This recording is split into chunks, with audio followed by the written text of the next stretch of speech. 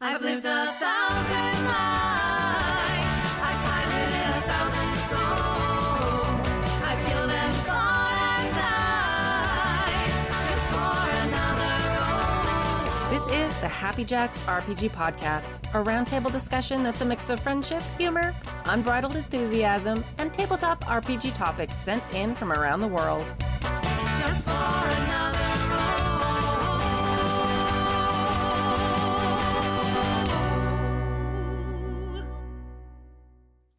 Hello! Welcome to Season 36, Episode 20 of the Happy Jacks RPG Podcast. My name is Kimi. I'm Clara. And I'm Riley. And in today's episode, Gurg Murg asks about making game maps, M replies about their gaming group plans, and from the archive 2022, Steve from SoCal asks about what to expect from convention games. If you'd like to contribute a question or story to our show, you can email us at happyjacksrpg@gmail.com. That's happyjacksrpg@gmail.com, or you can post in the mailbag channel of the Discord at happyjacks.org/discord. Announcements. Our next game days will be in March. They are free, fun, and anybody can join. They're on the Discord. Join the Discord to vote on which weekend in March we're going to run it, and we will maybe game according to your schedule if you get enough votes. And yeah, it's a great time. A bunch of different games are run. So it's fantastic. We have a fantastic community. Verk does an amazing job of organizing it all. And we love you all. Amazing. OrCon 2026 is coming up February 13th through the 16th at the LAX Hilton. We will be doing our live show at 8 p.m. on Saturday night. Join us for lots of fun and games. We've got on-the-book games. Also, a lot of us go down to Games on Demand and play a whole bunch of different story games and kind of impromptu games. It's just a fantastic weekend. And most of us are there from Saturday morning. Some people show up Friday night, but most of the Happy Jacks crew arrives on Saturday since it's a local con, and then we're there through Sunday or Monday. And yeah, it's just a fantastic, very chill, fun convention. And maybe this is the con that I finally fight John Wick in a Denny's parking lot. No promises. No promises, but maybe. Yes. Also, please send in questions, stories, and stuff, because we're running a little bit low on content. Better than a few weeks ago, but there's always a big lag after the holidays and the beginning of the year. So send in your things. Content, questions, stories, thoughts, shares, musings. Well, we haven't had a lot of convention stories lately. We had like a few years there where we got tons of convention stories, and we haven't gotten any for a while. So if you've been playing games at conventions... Oh, we had that really horrific one recently. It was like a horror story for conventions. Yes, that one. Yeah. But usually we have like a lot more spatterings. We had a few people who... pre-COVID used to do like convention reports. Like they'd go to different cons and be like, hey, this is what we did. This is what we liked. That's cool. It was very cool. So if you've been doing that and you would like to write in and talk to us about your favorite local convention or maybe big convention, things like that, let us know. It'll be great. Also, if you want to start, like, we're kind of doing a bit of a meetup at OrCon 2026. There's a bunch of people flying into our little local con. It's a medium con. So we're very excited to meet people. I've been to a in couple person. local cons recently that it's definitely bigger than those. Yes, It was yes. bigger than LFG con. Yes, Which was great. yes. I love LFG con. But... Yeah, super good. It's a very sturdy medium con. All right. Indie Designer of the Month. Our Indie Designer of the Month for January, which is today, the last day of January, is Carrie Linden, they. She's from Starbright Studio, and the chairperson... Snowbright Studio. Snowbright Studios. That's what I said. No. You said Starbright. Oh, Snowbright Studio. And the chairperson of the Gamma DEI committee. You can find their stuff at www.starbrightstudio.com. Did you say it again? I did. Snowbright. I don't know why. I don't know why I'm doing that. It's Snowbright Studio. Don't think about elephants. Don't I think think. about elephants. Okay. So, what it is my mom is cleaning out her house, and she's dropped off a bunch of Starbright toys from when I was little. So I was looking through that all day. So that's in my brain. I apologize. It's Snowbright Studio. Like, First snow .com. I see tonight. Snowbrightstudio.com. Yeah. Snowbrightstudio.com. I've gotten it right every other week this month. So today's product is Ink. Ink is a spooky roguelite tabletop RPG where you play as the ghosts of dead characters trying to battle their way out of the spirit world. Every time your party dies, you gain valuable shards, which can help you and your shadow gain new supernatural powers and unlock forgotten memories of your past life. This coffee-fueled game includes rules for procedurally generating campaigns, nautical combat, and a bevy of friendly barista ghosts along the way to sell your invigorating, caffeinated magical elixirs. The hauntingly illustrated core rulebook includes all of the rules that you need to play the game, a map of the spirit world, and details of the islands and fiends of the ink, 6 shadow forms that players can choose from to grow their supernatural abilities, 10 greater fiends to challenge the players at the end of their epic journey, 26 sea creatures and common friends of the ink to challenge players along the way, 75 plus different elixirs and supernatural powers for players to gain, rules for nautical combat, including constructing and upgrading ships, rules for rapidly creating dungeon crawl journeys, and a collection of baristas owned and operated elixir shops to drop into your campaigns. And you get all of that for $14.99 for the digital version at snowbrightstudio.com. That sounds amazing. It It's, sounds like Hades with coffee. I like that know. a lot. Which I'm. makes sense, roguelike, but yeah. I kept hearing barista. I was like, wait, there's a coffee element. Shit. Yeah. No, I'm down now. Yeah. I've tried to recreate the roguelite vibe in like games before, and so this feels like right up my alley to do. Yeah, I feel like a roguelike in a game, like so much of the roguelike element in the video game aspect is that like you die, you come back and you do it again, which is just so video gamey. Yeah. And we don't do that in TTRPGs. It's hard in tabletop, I think, to have as much engagement of like repetitively doing the same tasks over and over again, whereas in a video game, it can be very fun and interesting to do it that way. So. I guess I played Paranoia. And like, you know, it kind of has like you and your troubleshooters shoot That's true. trouble. I don't know. All right. I'm just totally amused by barista. Like, Oh no, I love it. spelled like BOO, like a ghost. It's very cute. As a I'm never person mad at a pun. No. as a person who is like pun deficient, like I just don't know how to make them. Don't give me that look. It's true. Delightful. I just can't. I don't do word good. Every time I see a pun, I'm like, and this is delightful, and then it mocks me by being able to do it, which is why we don't love. This is why Riley and I hate each other. Wait, you hate me? I like Oh no. It's okay. I love you. I just love that in my friend group, like being pun deficient is seen as like sad. Yeah. Pun deficient. Yeah, it's like being a queer who doesn't like astrology. You're like, what are you doing? Oh my I don't gosh. understand. I Yeah. just did my friend's birth charts, and Nice. they were so. Yeah. I was like, it actually turns out a therapist without a license is just a psychic. So Okay. that's my philosophy on that. That makes me feel better. Not, Yeah. okay. I mean, honestly, that's how I think of tarot. Like, I mostly think of Yes. tarot as like a way of just like helping myself reevaluate thoughts and things like. Yeah. What do you? I need to do a tarot draw. So I just moved. I need to like do like a new. Yeah, you like, gotta do the whole thing again. That's kind of what I think of it as, is like the ink blot test or whatever. It makes you like, Yeah. oh, let me like examine this thing that wouldn't have been brought up otherwise. hmm And the most important part of astrology is finding out how whether or not a person aligns with astrology and how they like their mentality around it. Mhm. Anyway, mailbag one. Oh no, a segue. Mailbag one. A missive on campaign geography. Oh boy. Ahoy, Captain Kimi and the Happy Jacks crew. How the heck do you prepare fantasy and or sci-fi maps for campaigns? How much detail do you go into? How do you know how much is enough before starting? I'm sorry, Kimmy, I could see you lowering the volume. Fine. I got excited. I find myself continually pulled down rabbit holes of plate tectonics, the Coriolis effect, atmospheric circulation, rain shadows, etc. But I don't actually know much about these things, so it takes a bunch of time for me to come up with maps that, to me, make sense. But when I try to forego them and just come up with something that looks cool, I somehow get the feeling it looks wrong. What do y'all do? Are there tools like that you like to make life easier? Thank you, Gurg Murg. P.S. Traditional P.S. Is Gurg Murg the next Morkborg? No, I think actually Gurg Murg predates Morkborg. I think they've been writing into the show longer than Morkborg has been a thing. Oh, The gosh. OG. Yeah. I don't know. I don't know the dates. I just feel like I got a sense of Morkborg like more recently than Gurg Murg has been like talking in our community. All I know is both of them make great food for the Muppets. They really are fantastic.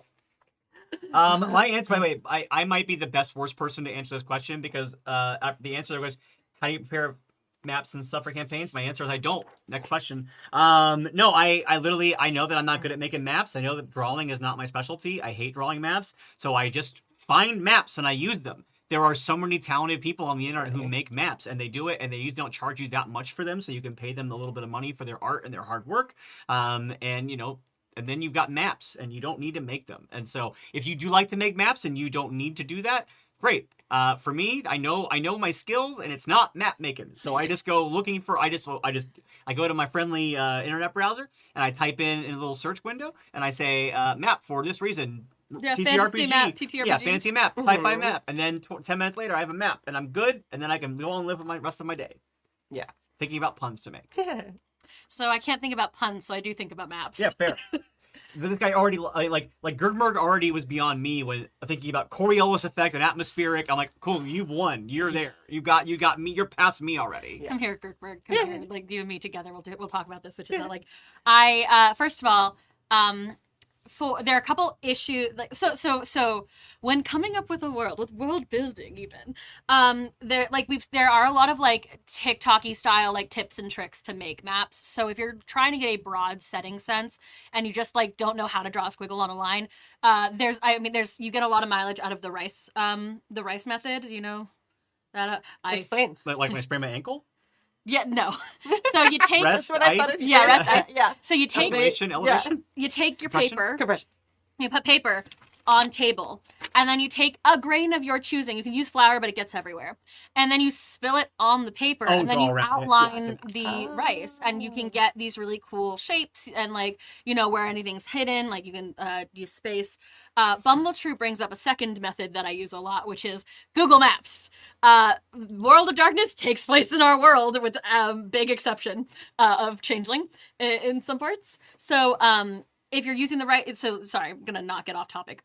So yeah, rice method if you just need to make land masses. I've seen that with tea. Yeah, you can do it with tea as well, and like follow the blots and stuff. The thing I saw about Why does gossip help you make a map? I love you so much. the thing I liked about the tea method is like it was already kind of like earth texture, like earth colored. That's fair. So you can like kind of pour it, and then you can like outline it darker, but it's already kind of that color. I don't know. And then yes, Bumbletree, that was not your bad. You did a great thing. Don't feel bad because we both have ADHD and are easily derailed. yeah, no. Listen, if Bunny went by, and I went, Yeah. I feel like Google Maps is almost like the happy medium between both of us because to me it's still looking for a map online, but for you it still fits like reality of it. yeah. Yeah. The so like if you're trying to be creative with it, like unfortunately the answer is how much research you want to do. Because I am in a game where one of the places you can visit is a donut. It's like shaped like a donut, and on the outer ring of the donut it's one thing, and on the inner ring it's like hot on the outside, cold on the inside. You either on top of the donut or underneath the donut. It's bad. It's bad design, but it's also what donuts great. are you eating that are hot on the outside and cold on the inside? A planetary donut called Paradox. Okay, so you're in your map. You made it sound like an actual donut is also like that, and that's why I was like, that's No, not how no, donuts yeah. work. Cream filled. But like if sun donut, like that's that thing. Okay. Almost like yeah. a Dyson sphere. Yeah, but, like a but just yeah. like foil. Okay. So then, so like you can do something like that. There's you get a lot of fun mileage by optional getting inebriated and then just like vibing and thinking about stuff. That's how I do it. But like the if then question of like, I want it to make a society that has camel racing. Okay. What is necessary to make a camel happen? And you start getting veracity based on the veracity based on answering those questions, and then the world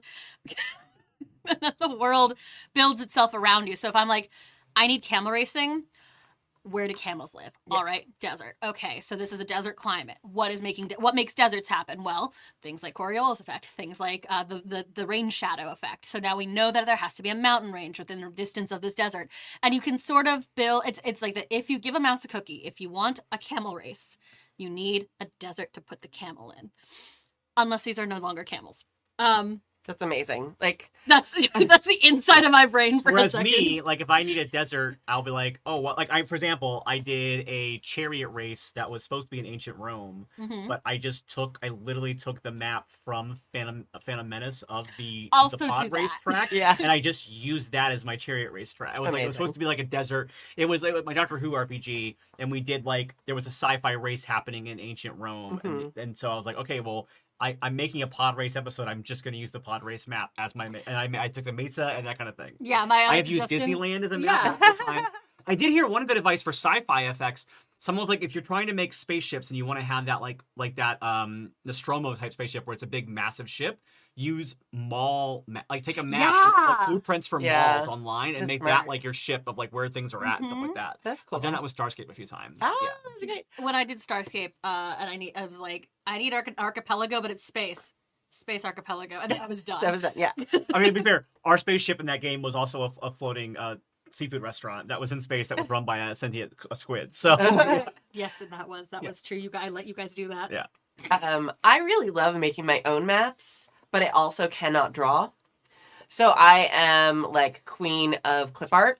So that's one thing I'll do is I'll find some sort of outline that I like or spill coffee or whatever it is. Most of the time I go find an existing map of a place and just like tweak it and use the outlines from it. Yeah. And then I'll use clip art or like I know it's like I don't mean to plug my own thing, but one of the Kickstarter things we got for Decima was map making icons. Yeah. You can just print them out and cut them out and glue them down. And I use those a lot because they were my idea and I had Sam draw them all beautifully. So, and there's from a bunch of different things. So I love doing stuff like that. I've also taken like pictures from other places and just used, used a lot of times I do them in Google Slides where I'll just like have them there and I'll draw pictures and just drop them on. That's and fun. They don't always match style, but it gets the idea across. I have very rarely and often a few times been called out on how unscientific my landforms are. A wizard did it. Oh, yeah, it's magic or shut up. Yeah, it's magic. Like, I do like that we kind of ran the spectrum here. Yeah. Of like you actually did think about Rain Shadow, and you you were like, I kind of do this halfway thing. I'm like, I don't do shit. I don't do shit about shit. I pick a random person.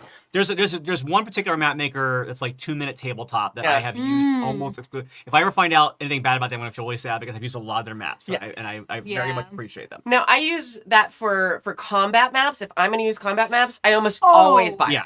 oh my god. 100%. I don't, but Okay. I'm a monster, remember. My maps are more like the narrative. Like, Yeah. here's how you as Yes. players keep track of where you are in the world and have like some sort of orientation and things like that. If there's not one provided, like in One Ring, then I love creating my own. And then if it's actually required and it has to be like measured out for spells and such things, thank you, purchase. I also, there's a bunch of really creators that I love that I cannot think of the names of right now, that have Patreons.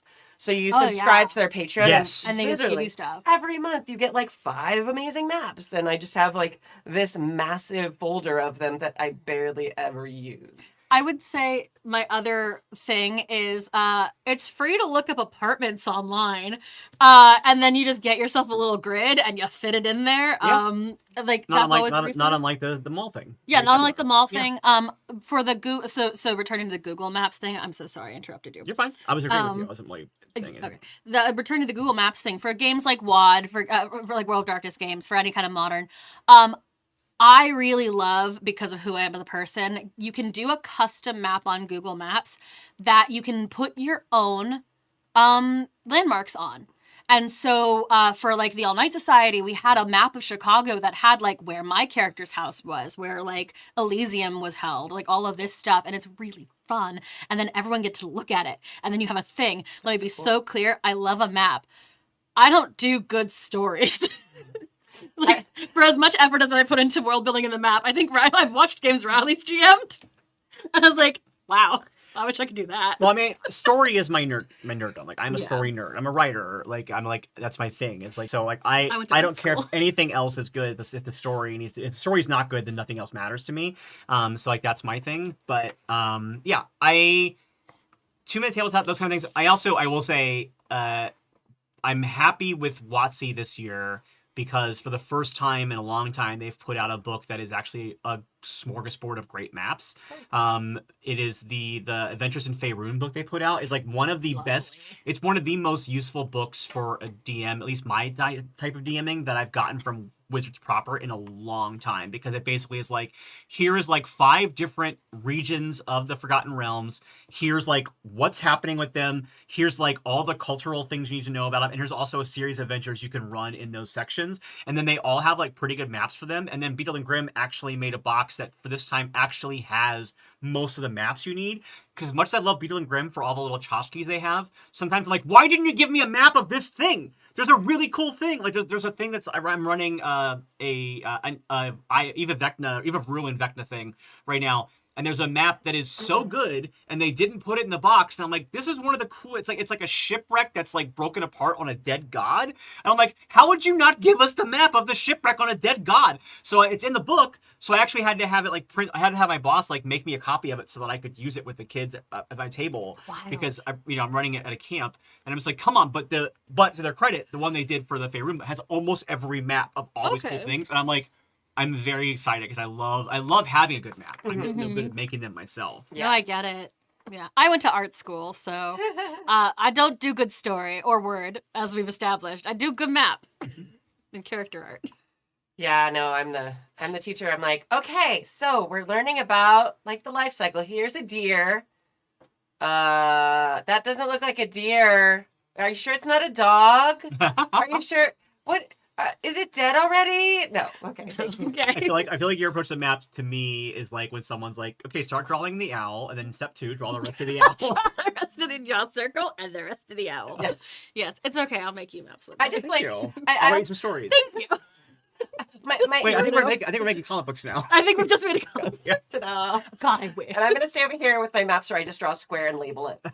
I need Kimi to publish for me. The thing is, because I run games for kids, Yeah. I can't do that. Yeah, yeah. Because they're so picky They are. about every That is true. And also, I have to be careful Especially with with deer. Yeah. Deer, they're very picky about. When have they seen a deer in real life? This is You California. were born in Los Angeles. I gotta be so careful using pre-made maps with kids too, because if there's anything on the printed map, it's in their story no matter what. Yeah. So like, if there's a pile of gold somewhere, That's like, just okay, our when I get players. all that gold, I'm like, shit. That's players, though. Yeah. Like, you're like, oh, look, there's this cute little, like, I put a rabbit there. And they're like, that's our best friend. Every annoying habit you get from players, times it by 10 when you're playing with kids. Oh, I love Because not only is that rabbit my best friend, but like a goblin they've met, or like a dragon they met, or like any monster they go, can I tame it? And a lot of times, I'm like, this is a sentient being who has like hopes and dreams and wishes. You can't tame them. That's a sin.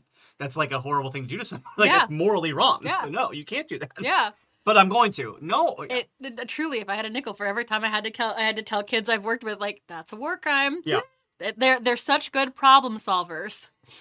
Yeah. Unless you need them to solve a problem, then they will never Unless do you it. need, listen, they'll solve a problem. I don't know if it's the problem I needed them to solve, but they'll do it. No. I hope that answered that question. I think so. I think we have 3. I think the whole Yeah, spectrum 3 of very, answers. yeah, ways to do hopefully, it. yeah. And it's funny because I do love the stuff like rainfall and stuff like that. Because like we went, Kimi and I one time on the show probably about 2 years ago at this point, but we had a long deep dive into why Skyrim is so magical, and like it was about like the way rain happens, the way effects happen. Yeah. Like Oh, we think about those kind of yeah. things. Sorry, I'm not going to interrupt. Continue. It's not. No. It has nothing to do with this. I want to hear it.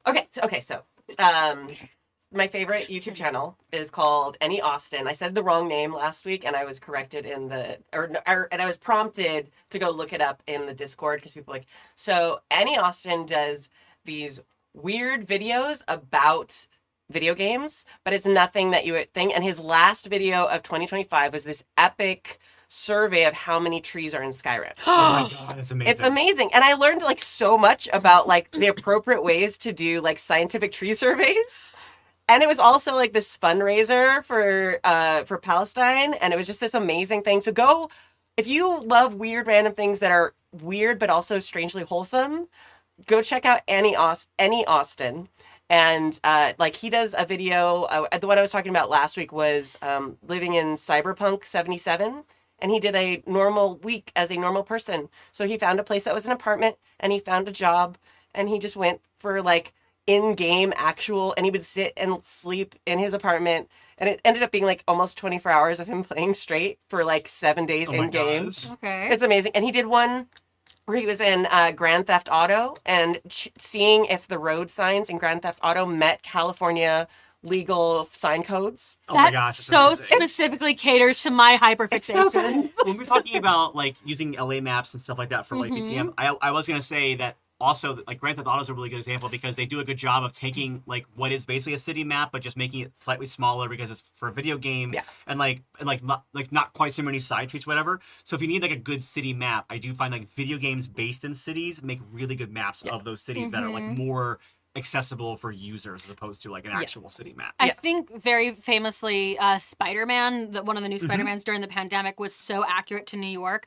that people were just like walking around because they just wanted to be outside. Yeah. That's amazing. That's like how I was with I played a lot of Assassin's Creed Odyssey during the pandemic. And I Yeah. just loved running around in like warm, vibrant, ancient Greece, having lesbian affairs and being So sexy and like in armor. and wearing the Wonder Woman costume, basically. Yeah. I literally, Yep. so much in my life. I know you. Yeah. I know, you know me. Yeah. You know me. But yeah. But yeah, no, and video game maps are usually very detailed and put out online for people to play the video game, and they're a great source for all different types of maps. Fantasy City is a great example. So yeah, that's something I hadn't thought of before. Yeah, and there's a lot of there's so many video games across so many genres. Yes. You can probably find the maps you need for like I'm sure there's probably like Starfield. Yeah. For space maps and like different planets and stuff like that. And also hey girl, steal from Star Wars because Star Wars has 1,000 little worlds and planets, and you can find so many biomes in Star Wars maps. So I feel like the stuff for video games too would be great because it would also prioritize the type of location you'd want for an RPG. yeah. Like, oh, there's a cantina here, and over here is the spaceport. I and may it's have crazy there's run so much- Thirsty for Lesbians that I use literally the map of Black Spire Outpost from There you Disneyland as the Hell yeah. I had them at Black Spire Outpost and I used it as the So location. good. It was Thirsty I Lightsaber love it. Lesbians. But yeah. It really gives the like, it's crazy. I was like, I need a map that has enough space for my characters to get into weird, crazy combat with. What other genre do people get into wanton, crazy combat at video games? Like, Yeah, it's perfect. 100%. Yeah. That is really funny. Comic books, yeah. Shall we move on? Yeah, I wonder if you could run ink with the maps from Hades. I bet you could. Yeah, I bet 100%. 100% bet you could. That'd be so good. Like I feel like that's like a match, and like with coffee. I got Hades 2 on Christmas Day, and it has stolen my soul. It's so hard Hades not to play 2. that game. And I've been moving, and I still like when I have my cut off of like when I'm no longer working with it. I'm like I gotta get some Hades 2 in. I Oh, love it's Hades. so good. So good. It's good. Okay. All right, thank you. The All right. long one. Good job, Gurg All right. Murg. And this sounds like this is a reply to a different email. Is that what's Yeah. happening? So mailbag number 2. Okay. Note to read. This is a reply from M, who asked what to do with their large, amazing group of players now they've basically conquered the whole regular gaming group thing.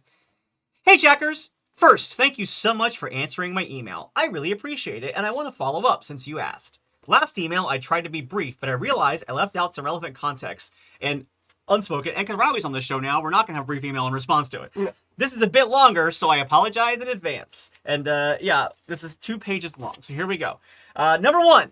Looking back, I counted 53 people I played or organized a game in the same room with last month. We have 3 bi-weekly open table games and a lot of ad hoc stuff for one-shots and ongoing campaigns. We generally play in public or in game stores or outside when the weather is nice and the wind is not too bad. A couple of games are played at someone's house, but I like playing in places where people can stop and ask what we're doing, and I can invite them to join. It's amazing. That sounds like a cult. All right. Literally a joke that they made in the first email. All right. They were like, I think I might have started a cult. Nice, love it. 2, I have zero interest in making money in the TTRPG space, aside from possibly covering the cost of the hobby for my friends and me. Well, good, because you won't make money in the TTRPG space. I got news for you. Yeah. You don't have to worry about that problem. All right. 3, my question about sponsorship was more along the lines of a beer league softball club or nonprofit rec league than a money-making venture. I work in financial services, capital, and a number of our group work at large tech firms, but others are students, work retail, etc.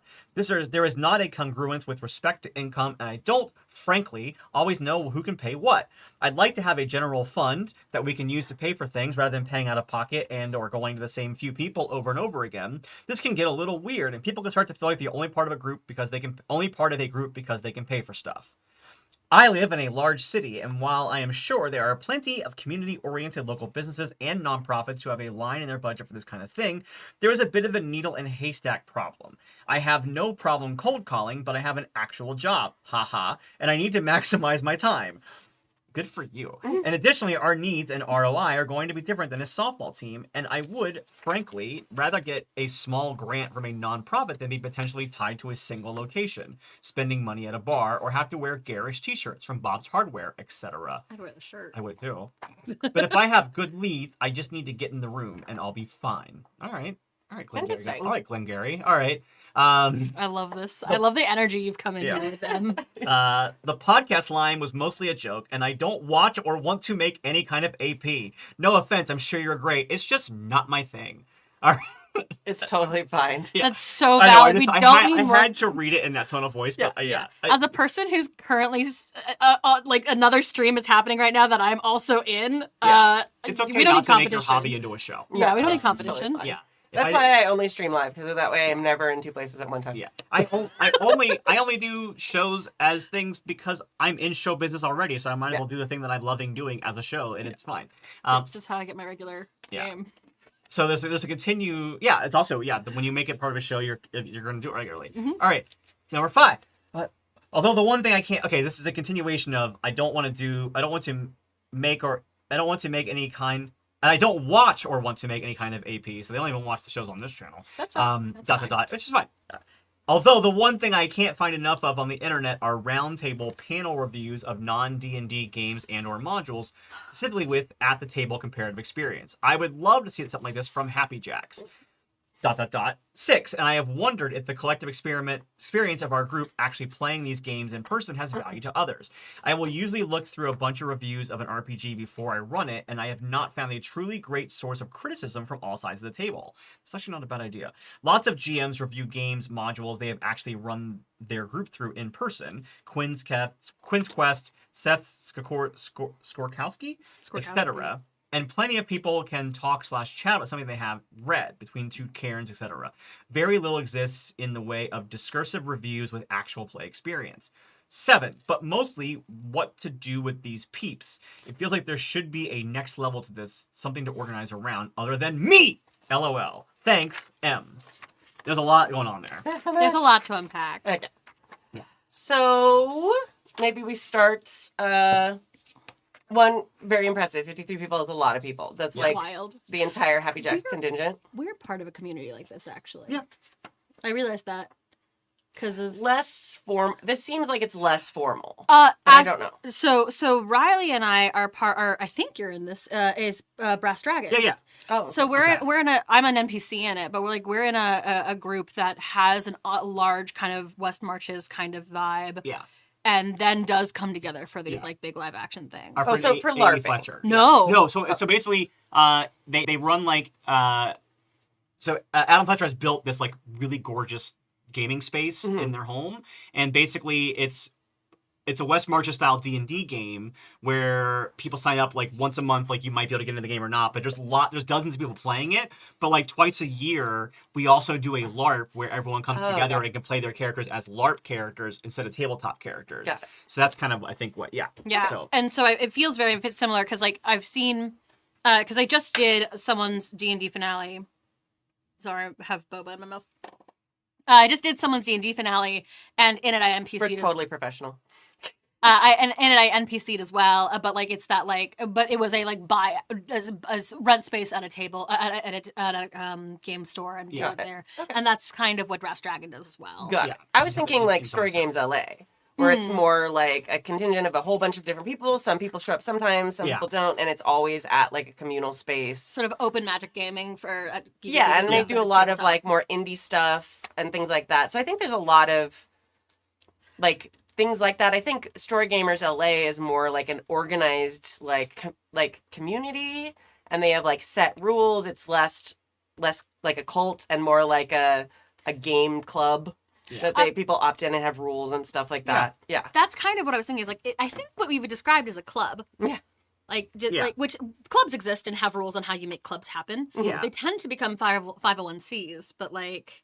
Yeah. I think what they're like they kind of make it clear what they're looking for is basically a D&D version of like a Well, rec league they softball, are they cheerleading, specifically yeah. not looking for D&D. Like they Oh, say, it's TTRPG. Yeah, sorry. TTRPG. Yeah. My brain, sorry. I've Yeah. been playing D&D for like 2 weeks straight. So Yeah. last week I ran 5 games in 3 days. So I'm Yeah. very and, Yeah. and this week I've done 2 today. So yeah, TTRPG, stuff like that. So they're looking to do like almost the way like people will get together to play like bowling leagues, almost like they want like a TTRPG league essentially. Yeah. That's like, great. Have sponsors for different teams and stuff like that. That's actually I think really that's cool. cool. I think that the issue you're running into, like what they're saying with the ROI, is that like with T-shirts and like sponsorships, the reason why people sponsor baseball games, softball teams, is because if everyone wears a shirt, it's advertising for their company. That's Yeah. what they And, get like, out of it. Yeah, and that like, and they'll put it in like the programs, and they'll put it all like they'll have things hanging up on fences that say like we sponsor this. So Yeah. you have to find a way. If you don't want to do T-shirts, you would have to have like at least like a thing saying like this gaming space sponsored by like they're sponsoring the tables or something like that. Yeah, some So, sort of signage or display. yeah. You could. Now I've done this a lot for like cons. Like tablecloths are not great because you end up putting stuff all over the tablecloth. It's hard to see. But I've seen like little signs or stands or things like that. The problem is if you don't have a dedicated space, the number of people who are going to see that signage will fluctuate wildly. Yeah. If you're playing in some beautiful outside park area, maybe a ton of people walk by one day. If the next week you're playing in a small gaming store, maybe not as many people see it. So people who sponsor things, as someone who sponsors things for Golden Lasso Games, Yeah. they want to know that how many people will see it, how often, like, because that's the point. Like, they also yes, I want to help other people, but part of it is having people see, like, oh, Golden Lasso Games, what I wonder what that is. I'll Google that, blah, blah, Yeah. blah. I also think one of the problems with this idea of this model applied to TTRPGs is that if someone's driving by a baseball diamond and people playing softball and they see a company's logo, softball is so ubiquitous with the culture that people don't go, oh wow, Bob's Hardware makes softball happen. But I think if people see a gaming event happening and they don't know enough about gaming themselves, they're going to be like, wait, why does this company make gaming? Like, they're going to think it's like, they're not going to understand, I think, immediately that it's a sponsored event. They're going to think of it as like, the way, like if you saw a game store sponsoring it, it would make sense. Like if you were like, oh, Spellbound Games is sponsoring this park gaming thing, that makes sense. It's an event put on by the gaming store. Yeah. But if it's a gaming event being put on by like Al's Delicatessen, you're like, what the fuck is happening? Why is this deli doing like, yeah? Well, okay, so here's kind of the opposite then, because it's brought up. I live in a large city. I'm sure there's community-oriented local businesses and I like that. I think that's the vibe. Find a bar you really like. They do bar, like Roguelike Tavern does this, and I know they're oriented towards towards gaming already. But like, a lot of places are looking to become third spaces, and the way you do that is you have your community show up, and so you've got like 53 people. That's butts and seats for a bar. But they don't want that. It's specifically they don't want to be tied to a single location. But then you can rotate it. You can do a hey, like local events advertise on Instagram all the time. Like we're very lucky, and we live in a very metropolitan area that has you can just look up what's happening in LA at any given time. Yeah. But so don't get tied to a bar. Say we go to a new place, every month or so, and then you can reach out, but you have a history of we went to this cafe last time, and these are the numbers, this is the business that we generated by doing so. If you're bringing 53 people, not even if you're regularly doing it, but if you're already kind of getting around those numbers, I think anyone would be happy to have you, and happy to call it a partnership. I don't think they're going to provide the problem is if you're looking for a general fund and not a lot of places, you're right, absolutely right. If you're looking for a place that's going to give you a discount or free drinks or something like that, or just the table space at no charge, that kind of works out. It's going to be hard to explain what you need a general fund for a group of gamers, just from, and I'm sure you can do an amazing pitch. I'm sure you can. I'm not saying you can't, but there needs to be a direct correlation with, I give you this and I get this for my company. That's Yes, why I was saying my thing that's about more it. people not understanding the connection between your Yes. sponsorship and your game. Yes. Is that people aren't going to go the way I'm having a hard time imagining businesses would be like, oh, I really want to see people that might confuse my customer base more than it would. Whereas unfortunately, because sports are so much more common in the culture, that's not as much of a disconnect for people's brains. They understand if they go to a soccer game that the soccer team is not working for the hardware store, but they might not get that for a gaming space. I mean, I would like to be in that point for it, but I think also one of the difficulties is like the thing you're describing doesn't have spectators the way that a sporting event does, Yeah. which does impact advertising as like a thing. But so I think like you might maybe find a way to make it like where an audience would want to come watch it, which then you're getting into AP territory and like, hey, if you can find a way to make a lot of audience show up and watch your AP, let us know how it works out for you because we'd love to know it too. But like that kind of thing. I do think you said a thing about 501c earlier, and I do wonder if like you can kind of find a way to make it like half a general fund for your game, but also half like you're raising money for like a charity thing or something like that. So like once we cover the cost of our games, now we're also all the rest of the money's going to charity, and then That's you might what get donations. Oh, that's a really great idea. And then you're I getting love that like marathon model, or like, hey, we played this many games, yeah. we did this many things. And, like, What's kind of being described here also feels a little like making a con. It, like on a very tiny scale. Yeah. Where it's like you find a place that you're not locked, like what is it, like OrcCon happens at the same hotel, or has happened at the same hotel because they're locked into a contract, but like there's no reason that like, hey, a bunch of us are going to show up to this space and have games. The general fund thing, I actually have the hardest time like accepting that people wouldn't back you on, because if you're already a community leader and you're already like kind of organizing this, I have to fight to help, like I have to fight my GM for my home game to let us buy him dinner. Like partially because I'm a grad student, have no funds, but like just it, like we should be as a community. My hottest take is I think it's lukewarm at the best. We should be as a community looking at the people who are doing things like running games consistently, because it's always like there's always a GM shortage in my heart. Yeah. The people who do that, we should be caring for them and loving them and supporting them as much as we can because they do so much for us. Yeah. So like, I think it's really easy. I think it would not be a far stretch to say, hey, sliding scale, pay what you can. Or even if it's like $1. Yeah. Like if you're running 3 games a week and it's like 15, if that's 25 people a week, which it sounds like it's probably more than that because you're running multiple tables, like right there, that's $25 a week. Yeah. So you get $100 saved up, like minus a few, like whatever, I don't know how much you're spending, but it can't be like that much, I think, if a lot of it's volunteer and people doing stuff. And then in 2 months you have $200 or $150 if you bought stuff. And that's such then, a thing. And also, like, there's a concern here on the number 3 thing about, like, there's a few people who work in, like, really well-paying gigs, but not everybody there pays as well. And the people who have the really well-paying gigs, like, don't want to feel like they're only there for their money, or that, like, you're going to the same people over and over again. I think you were talking about your plan of, like, oh, just give $1 or give this, like, give $1 or more, whatever you can. You also can create, like, a pool so that if you, like, say, like, hey, if you can pitch in extra, like, so, like, the company I do podcast for, Maximum Fun, like they used to do for Max Fun Con sometimes, during the Max Fun Drive, they give the option of buying an extra subscription for a random person. Like it's like, and like people who want to subscribe but can't afford does it. this, yeah. So like something like that. So you could do something like that of like, hey, everyone has to pay $1 or $2 or whatever, which is an affordable thing for everybody. But if you can pay more, it'll go into a pot. And then if there is somebody who just cannot afford that $1 this week for whatever reason, then you have, like, they can take it from that, and it's like a community fund, and it feels like part of it. And that way you're not going to one person over and over again, like, asking for them to turn the money on. You're just saying, like, hey, if you have the money and you wish to put more to it, I guarantee that people doing these kinds of jobs who have that kind of money are going to be, not every single one of them, but people who are doing this kind of jobs but also into this hobby are going to want to pay into this hobby. Like it's one nice, lovely thing that I've seen a lot of people do. Yeah. All right. No, just the second part of this email is a Clara like rant can. Okay. So I'm like trying to contain myself a little. Oh, I don't think we need to talk about them not wanting to do APs and stuff. No. That makes sense. That's don't not have a to. bad thing. Yeah. But I'm talking about the point 6. Yeah, I feel like having a show where people review things. As a TTRPG player, I am interested in that. Yeah.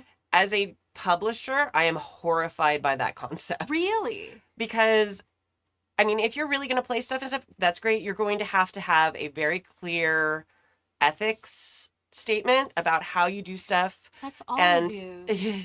yeah, I mean, but that's very much not what happens online. I had a person recently do a Starscape review, claimed that, oh, the publisher sent me this. I have no idea who they are. I've never seen them. I didn't know who they were, that they had a channel. Someone linked it to me because it was about my game. And then they proceeded to go through what was the Kickstarter quick start like it was the final published product. And at no point did they mention that it was the Kickstarter quick start rules. And they were like, they had printed it out and like had it printed out at like a printer place and like were showing it. So it kind of looked like it was the final book. When we wrap, I need names. Yeah, it was a little bit shocking to see. And they didn't like rip it apart. But there was like some things in there that were like, well, yeah, because it's a fucking quick start. Like it's not in there, like because that's what quick start. Yeah. It's 25 pages long. Like it's not the full game. So there's so many people who are not like. I don't think you have to have a journalism degree to like be ethical about the way you do reviews, but you need to have clear statements, and you have to realize that it's going to make people upset sometimes because a lot of us are very small publishers, and one bad review from a very big channel, which maybe you would, or a big outline, like, huh? Was it a big channel? No, like thank goodness. I mean, like medium, but it's also one of the few that does reviews of very tiny indie games. So it's like the fish in the pond, in the puddle, like you know what I mean? Yeah. If you play back this scene, Yeah. this moment in the VOD later, Yeah. you're gonna see Like a horrifying. manifestation of my actual rage Yeah, appear. yeah, I yeah. And don't condone cyberbullying. I'm going No, to say that don't. publicly now. That's why I'm not saying the name of this person. And the person who sent it to me actually really liked it and thought it was a good review. So it was nice of them. Like it was not a terrible review. But as a publisher, there were parts about it that represented me and my company that bothered me because they weren't accurate. And that's just going to be a thing that happens. And if you are honestly reviewing games you've played, that's amazing. One of the reasons I've never dipped into that, even though we play a lot of games at Happy Jacks, is it's hard to play that many games to keep up content regularly. So that's the point I was gonna make. So I think all of us have been on Games We Never Play, which did that as a concept. I was literally talking about this yesterday with some friends. I love reviewing things because I like to hear myself talk and I like to hear my own opinions. I love a game review because I it's so hard to just grab a game off the shelf and be like, and I hope this is good. Yeah. And so I kind of wish we could do it for our Patreon content. Oh. Is like, oh, we'll do a little. Because I love it.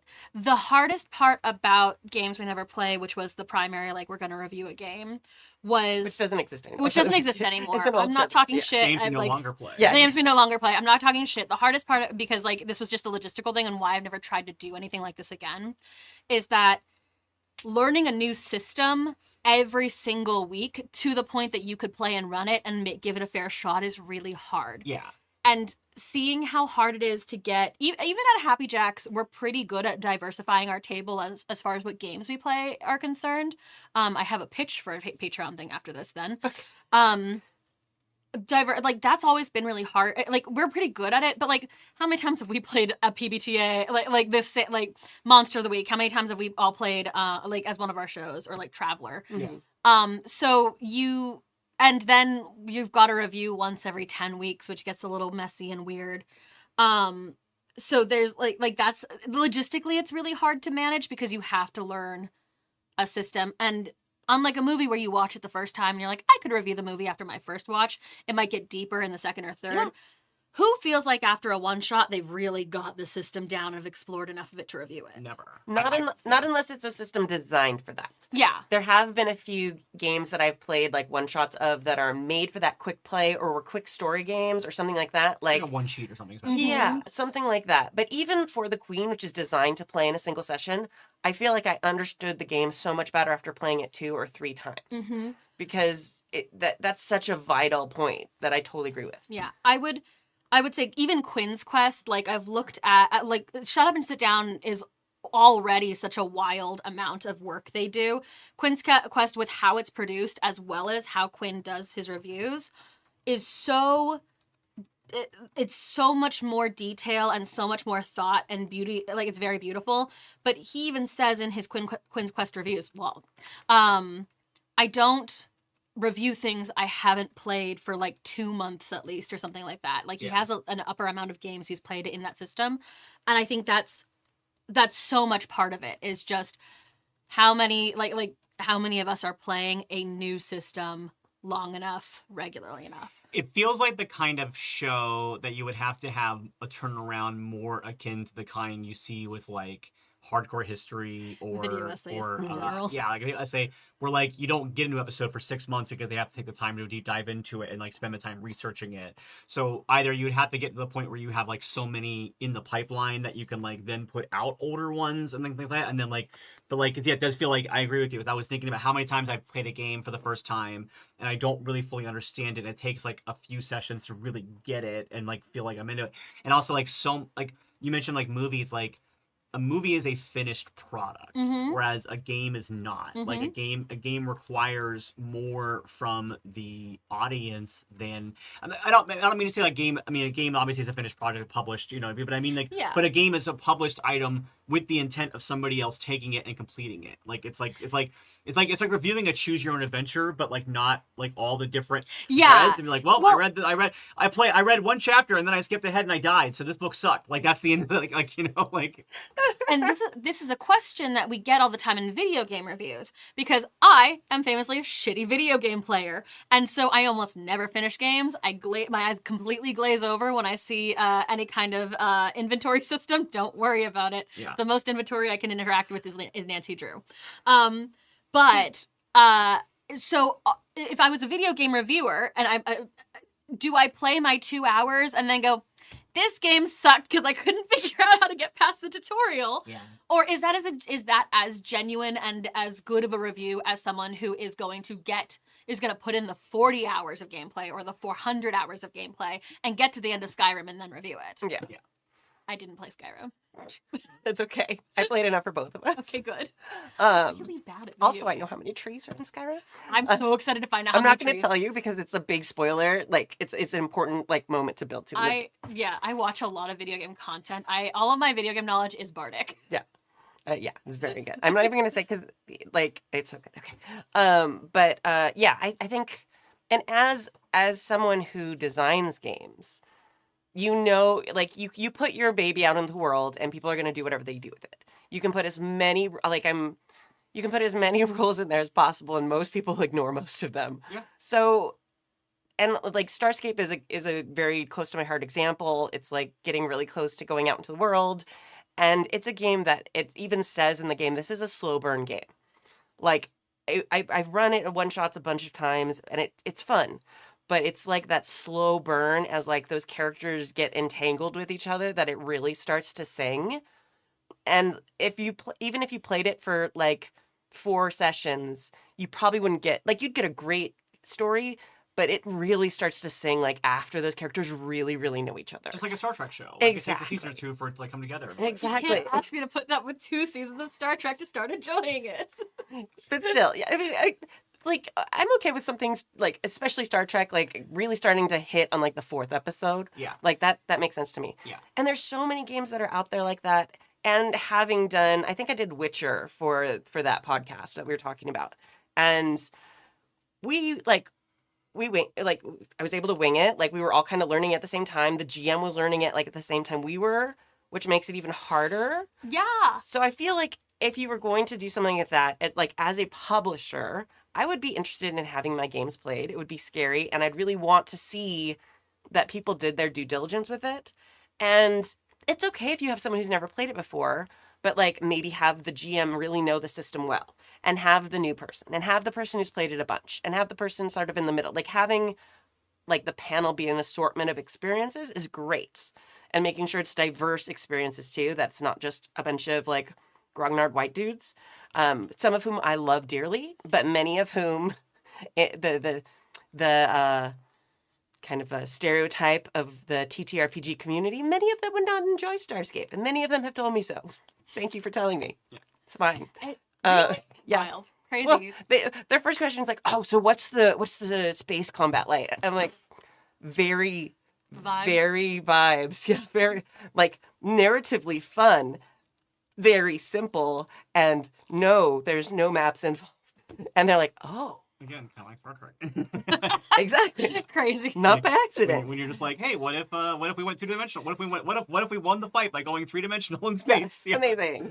Yeah. Yeah. So yeah. Yeah.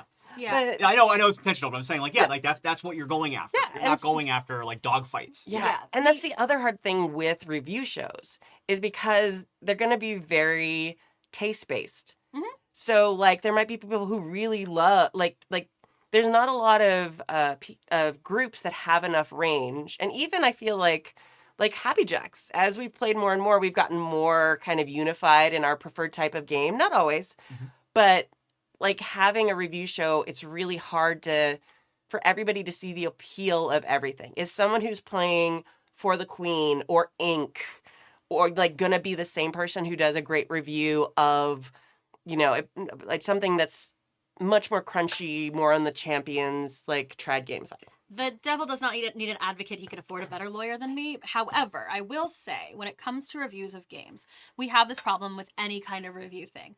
That is true. I absolutely hated as a kid because I watched a lot of like Ebert and Robert growing up. Mhm. I just feel old as hell because when I was growing up, I was still Siskel and Ebert. Yeah. Listen. It took me a minute. I was like, who? Oh. Listen. And like my entire YouTube consumption started with like video, like movie reviewers, although now it's kind of turned into the world of video essayists. But like, I used to get so incensed when I'd see a reviewer be like, I didn't like this animated film because it was for kids. I'm like, and I'm not a kid. And I was like, then why are you watching it? Yeah. But it does, so the thing I had started to discover, especially like when it comes to video game reviews, etc. Like I'm a big fan of, I don't know if you got canceled, so maybe I'm not going to say it. Like the reviewers I've enjoyed, I have had to kind of pick and choose whose opinions I like because they if I know their background based on mine, like Princess Weeks, I really love as a video essayist, and I will stand her on here. I'll go to bat. Like I love her content. I tend to, even if I disagree, we come from a similar background of like moral ethics, etc. So I'm happy to listen to her opinion on something. Yeah. I, however, might not watch, I'm not going to name drop anyone I wouldn't, and say like, because I'll listen to it and be like, well, it wasn't for you. So, I mean, that is just the integrity comes from the reviewer kind of being able to say that. Like, it's not a bad or a good game. It's that it wasn't for me. And I think that's super important. Are people going to do that? Are people going to fake that they were given, that the publisher sent them a book and then print it? That's so expensive to print it out and be like, I got it. Stupid. I don't know. It was wild. You know what you need? You need a rubric. I have one. Well, yeah. But I mean, for a game review, that would be so amazing if the channel, if everybody at the table used a rubric and one of the things was this my vibe of game? Yeah. So they can honestly be like, I gave it a 1 because I hate space found family stuff. I like killing, or I don't know, like, I don't want to say elves because I suddenly was like, wait, I love elves. I don't want to do that. I want to giants. Tribble. But I would say that's actually a good comparison because you would hate killing elves. So for you, that is like the antithetical to Starscape. Yeah. Yeah. So that might be a great place to kind of start. And if you have that many people, maybe you could break it into groups. If you have that many people who are good at writing, or if you want to do a podcast, or if you want to do a video essays or whatever you want to do. Yeah. If you had like 4 or 5 rotating groups who are all playing different games and then switch to different games. Yeah. Because then you could prep a show while somebody else is playing a game, and then they could do a show when they're done with their game, but another show is already airing. And do like one a month. Yeah. Yeah. And have like a regular host who's like the person who like maybe might not be as knowledgeable of the game, but is like leading the discussion and letting people talk about what their thoughts on the game and stuff like that. Yeah, it'd Just be know- crazy if you had a group that did that and was playing games a lot and Does that work? had a Slack and a Patreon they needed to fill. Yeah, just know at some point people are, if it's a fun group for friends, that starts becoming a job. Yeah. Even if you're playing games you want to play, because eventually people are like, oh, I'd really love to play, this game again. You're like, well, we played that 2 months ago and we already did a review of it. Well, I missed playing it. I'd really like to, or I'd like to do a long form campaign where I play, I run this same game like troop style for 2 years or something like that. And it's like, okay, that 2 years then becomes one content. Maybe you do a beginning, middle, end, but then it's 3 contents for 2 years. So it's messy. It's a good idea, but it's It's gonna make your fun a job. Yeah. And then, yeah. All of us very quietly thinking about our fun jobs. All right. But yes, thank you for writing in. And I'm so sorry. When you replied again, I lost your email, so it took me a while to find it, but I found it eventually. Thank you, Em. All right. Then you said you'd do the third one. I did. I've had a break. Mailbag 3 from the archive 2022.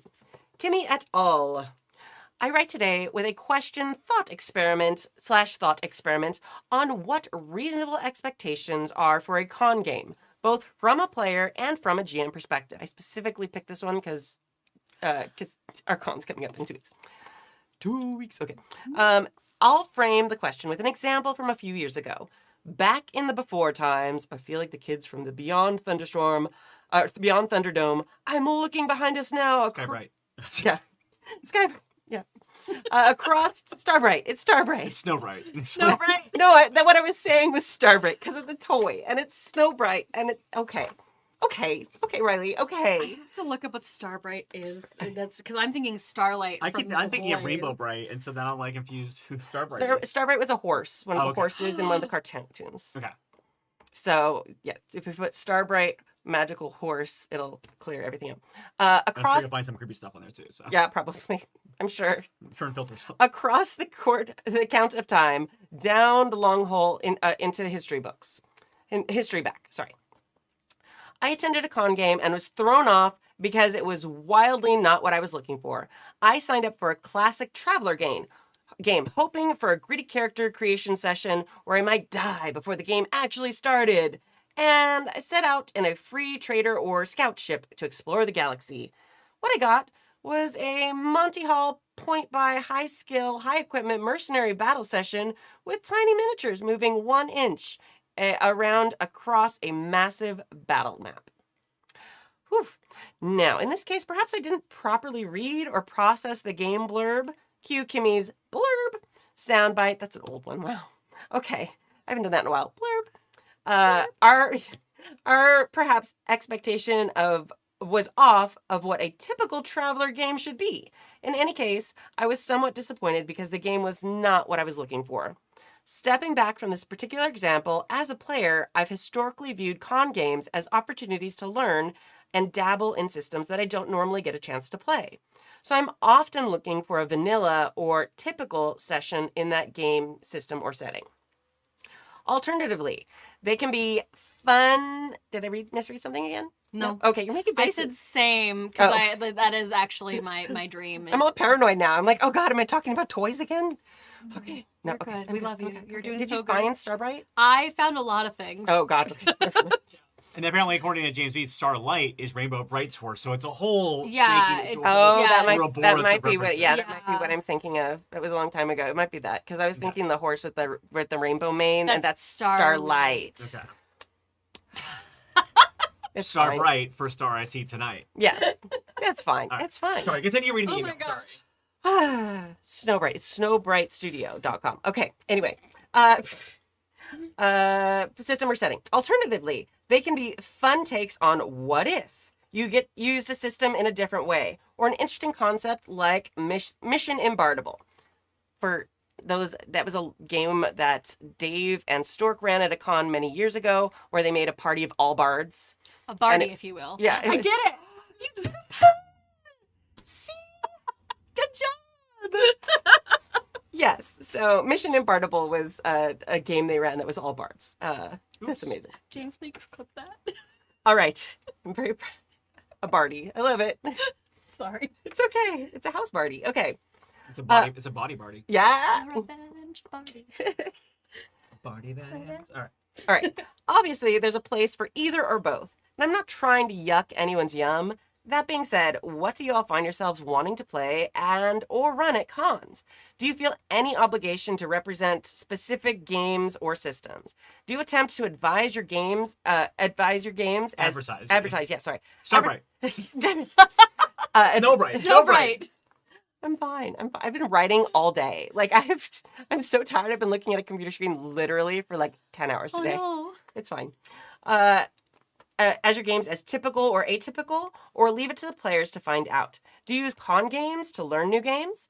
I have the honor of being your obedient servant, Steve in SoCal. I have the honor to be your obedient servant, Steve in SoCal. It doesn't quite work, but It doesn't. It's close enough. That was good. That was a good call. SoCal. Okay.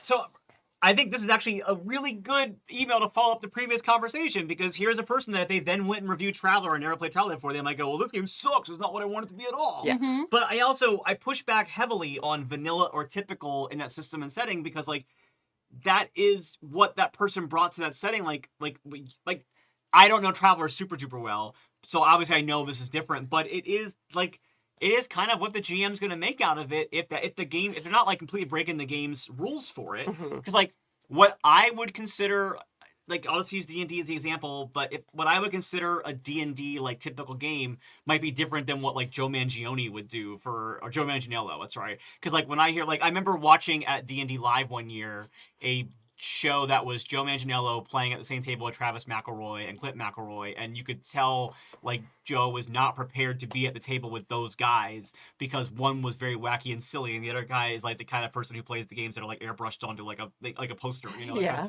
They're both 100% playing what D&D is to them. Yes. So like it's hard to be like what is vanilla or normal in a system where like it can go. And like I think about like even like Thirsty Sword Lesbians or Monster of the Week, where it's so wildly different what you can do with those particular things that it's really hard for me to look at most games and say what is vanilla or standard. Now, I do think like if this person was saying like I wanted to do this, like if that description, the blurb should probably describe that you're looking for like miniature-based space battles. Yes, so you know you're getting into that when you're going to that game versus like I have definitely sat in on some games that were so nitty-gritty and like grimdark or that were so crunchy that I'm like, I'm sorry, I don't know people at this table well enough to sit through. My attention span will not clack onto this game. I'm done. Like I don't want to be here for this. But like, and I've even like sat down last time I was at Orcon, or two Orcons ago actually. I played in 2 Adventurers League games, and one of them, the DM was super on board with all the stuff we were bringing to the table, and the other one, he could not riff with us at all, and he could not handle anything. We came to the table, we had agreed that we were all going to play goblins, and we came to the table as this weird, wacky goblin party, and he did not know how to roleplay with us at all. He just kind of wanted to put his nose down and just keep reading the module, and he could not understand how. And we're all people who like play games for I run games for a living with like everybody at my table. We're all people from my GMing company, so we're all people who know what games and like none of, and like it was so wild how like he's like, I don't know what I'm supposed to do with these people at all. I would argue we put in our 10,000 hours to a point. I would say like sorry, It's okay. Because I fully agree with everything Riley has said on that. Like if I'm gonna go to a con game, my ex and I had this thing because I was like, oh, I'd love to play together at a table because we never played together. Now we're exes. But like one of the things he was always adamant about was that he wanted to play games with people he didn't know or didn't get to see very often, and then also games he'd never played before. And I tend to agree. Like if I see a game I've never played and I have wanted to play that's like living on my shelf, or like a game designer that I like, I'll sign up immediately for that. I'm kind of you know the story of Siddhartha. I am very privileged.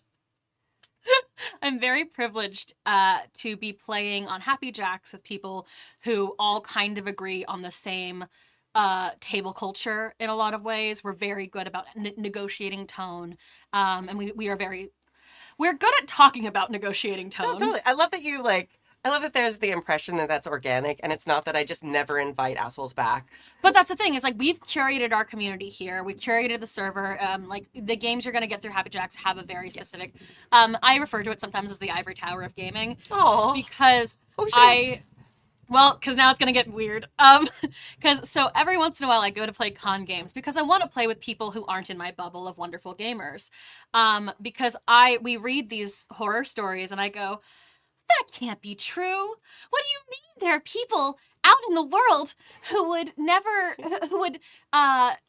break tone and then get mad when we fight? Like, I'm wishing I'm like, what do you mean? I'd love. So for me, there's a little bit of like, a con is the chance to like meet the people.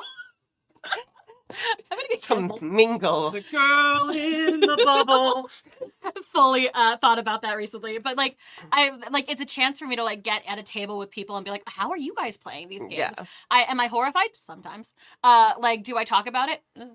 But like it is so like the vanilla experience of the typical session is you're also never going to get a typical session of a game at a con. You're playing a 4-hour slot. Yeah. If it's Starscape, you're not going to get the same juice in a 4-hour slot that you are from 10 weeks of running it. So it's like lower your expectations. But like I don't know. I love a con because Siddhartha sometimes needs to know what suffering is to enjoy life.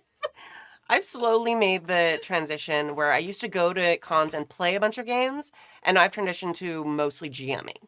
So part of that has been me growing in my confidence as a GM, and part of that has now moved on to me designing games and wanting to play them with people, and also try other games to learn and break down the mechanics of them.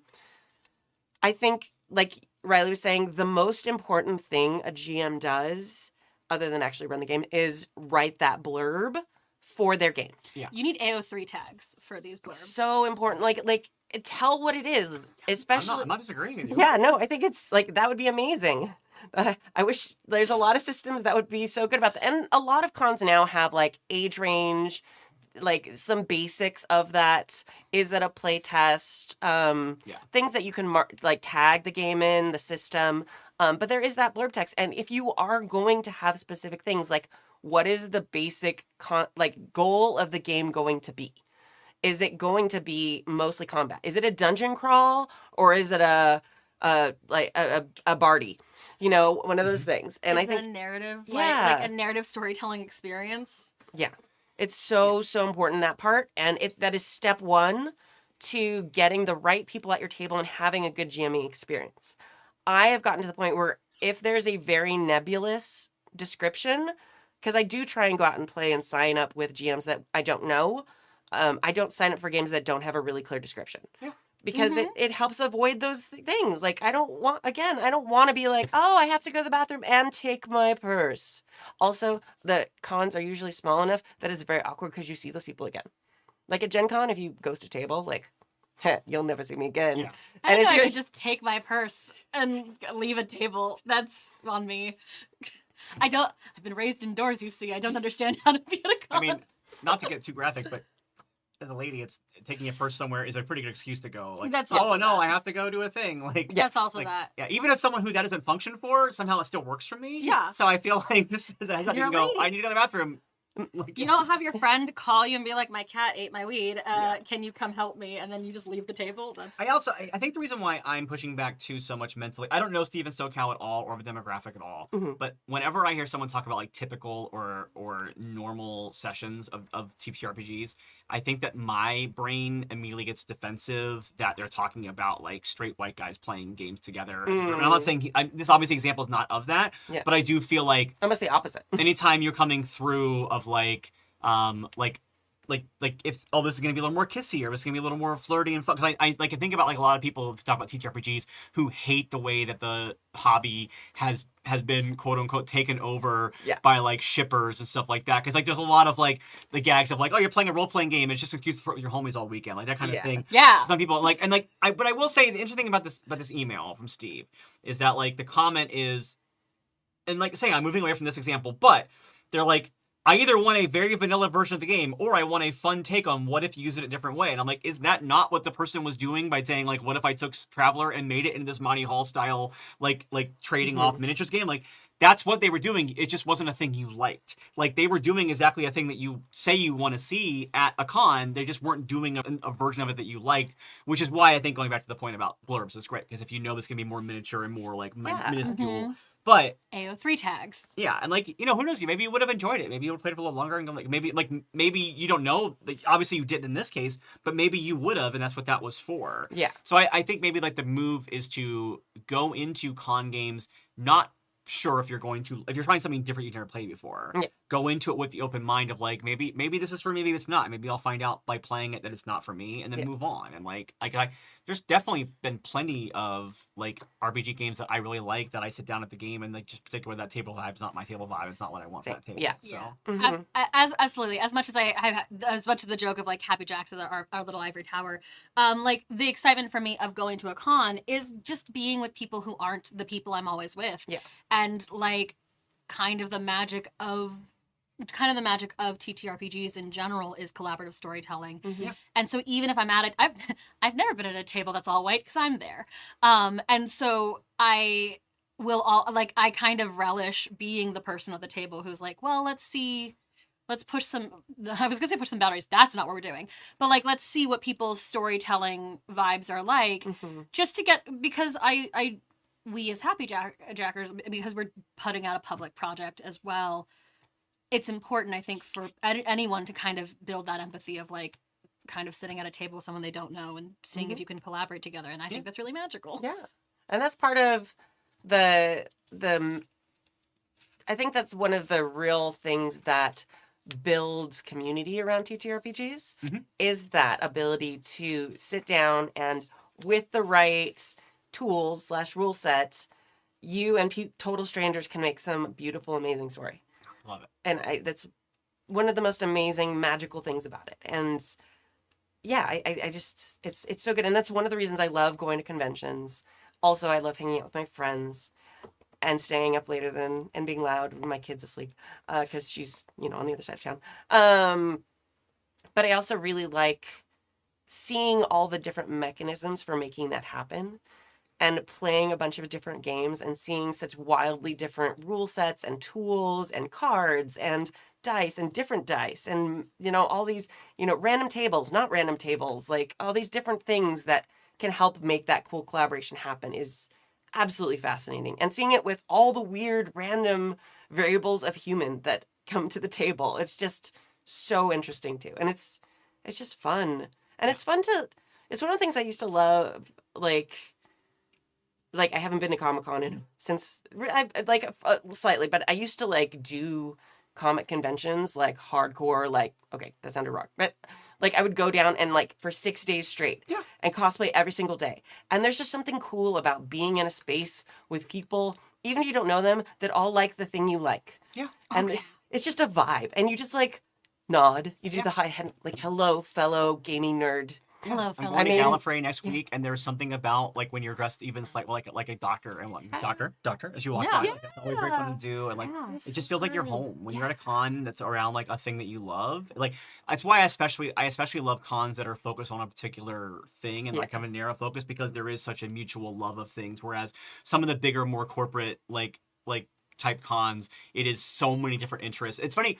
I actually kind of started to fall in love with anime in a way I never had before, because I went to Anime Expo this year and we did a live TTRPG at Anime Expo this year. And it also happened to be a time when a horrible bill had just passed and I didn't really feel like celebrating July 4th this year. So instead I went with my friends. We had a free pass to go the next day because we had done the show. And we just wandered all day and this really dedicated con to this one specific genre, medium or whatever, made me go, oh, maybe I like this more than I think I will. And I got into it because it's so nice to be in this world of everyone's just so happy to be there and so in love with stuff and so focused on this one.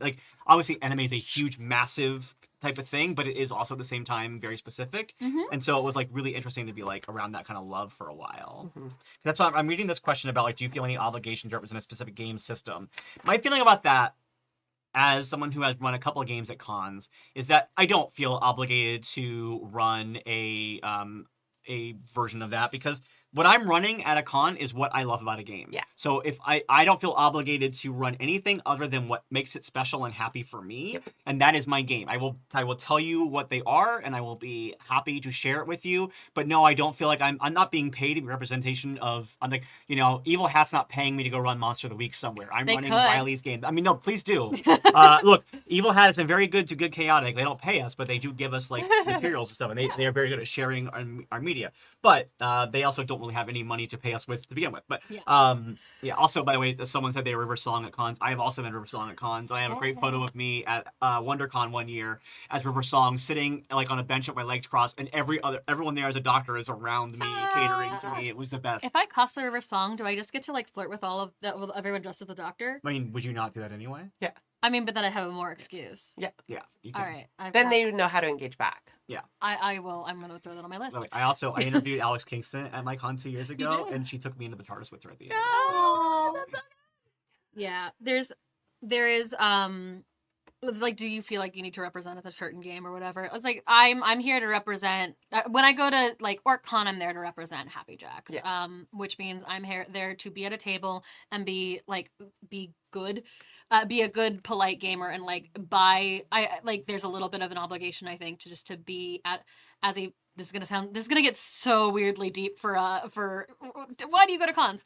I am a queer woman. I'm a person of color. I do feel like it is part of my job, especially at a time like this, to have joy in my hobbies and to show up at tables that are traditional, especially if like some people don't get the opportunity to game with women or just like to game with other people who aren't like them. Yeah. And so like I do think part of the thing that I'm doing when I represent when I go to a con, when I'm out at fighter practice with my LARP friends, like I'm there to be happy and have fun and also be like, hey, we're gonna keep having fun in a space that at a time where like joy is an act of rebellion right now. Yeah. And so they cannot take our joy from us. Yeah. We're gonna keep finding. we danced in the evenings. True. Yeah, guys. Anyway, Okay. yeah, True. All right. I think that's good. yeah. Cons are good. I'm happy to end on fuck ice. That's great. I'm happy to fuck ice. Exclamation point, period, nothing else. Except that we do have an outro, but that's the... Yeah. Outro. Thank you for joining us for Season 36, Episode 20 of the Happy Jacks RPG Podcast. Please support Carrie Linden, she, they, from Snowbright Studio. Did it, no notes. At snowbrightstudio.com. Again, that's studio, not plural. It's not studios. Snowbright Studio, singular. Thank you to our chat mod, James V, for correcting Porce names, and also to our amazing Patreons who gave us ad-free and independent. You can join their amazing ranks at happyjacks.org/Patreon. They really help. They really help balance out the cost of all of this, so it's not all coming out of my teaching salary. Don't start a podcast. It's expensive. It's expensive. All right. My name is Kimi, she, her. You can find the games I make, which we talked about a lot tonight. I usually don't feel great about that, but I think it was a good, talking about reviews and stuff is like a very honest thing to talk about. You can find my games at goldenlassogames.com. You can find me at Golden Lasso Girl or Golden Lasso Games or at Happy Jacks RPG on mostly Blue Sky, sometimes other places, but usually taking me a few days to notice the notification and reply. And yeah, I'll see you at OrcCon, maybe, if you're there. I'm running a couple games. I'm also going to make games on demand, a whole lot. And I think that's everything I'm supposed to talk. Oh, yeah, go to vote on Game Days Day. Verk, I did it. happyjacks.org/Discord. Go vote on the day. Okay. I'm Clara. I'm all over the internet as clearly_golden. I am sometimes here. I'm trying to do more advice shows before the Ren Fair season starts, and my Saturday evenings are completely destroyed. The other, actually, another place you can regularly find me is Hallowed Haven Studios, which literally right now probably still running. We have started our first episode of the 7th Sea game I keep referencing in other things. My call to action is if anyone could find John Wick and tell him that I keep challenging him. John Wick, the creator of 7th Sea. I keep challenging him to a fight in... Do not challenge I actually... Keanu Reeves as John Wick to a fight. Actually, hold on. If someone could find Keanu Reeves, I would also like to meet him in a Denny's parking lot. I will just bap him with a boffer sword once. But That would be kind of amazing. I don't know. I've made this joke for so long, I feel like I do kind of have to make good on it. I will be at a bachelorette party that weekend, but I could come back. I'll be in town. We'll see. I'll fight John Wick in a Denny's parking lot with a boffer sword, and I think he'd be down. Yeah, I think. Anyway, me and my massive influence.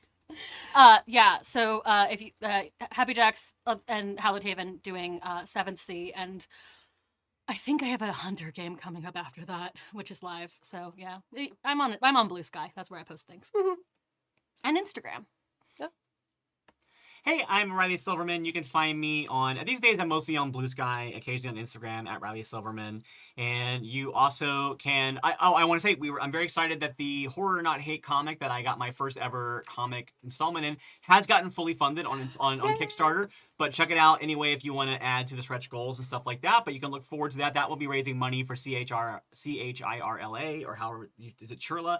The immigration rights group. Hell yeah. Okay. And then also Land Illegal. So it is an attempt to make some good art to raise money for good causes during a pretty rough time. So check that out. Otherwise, the Good Chaotic Show is my actual play that I'm on. It's a podcast, only podcast. We do live shows and podcasts. We are currently in a fun little era where we had a break at the end of our first season for the holidays, and we are in the middle of dropping a series of one-shots before we get back into our actual...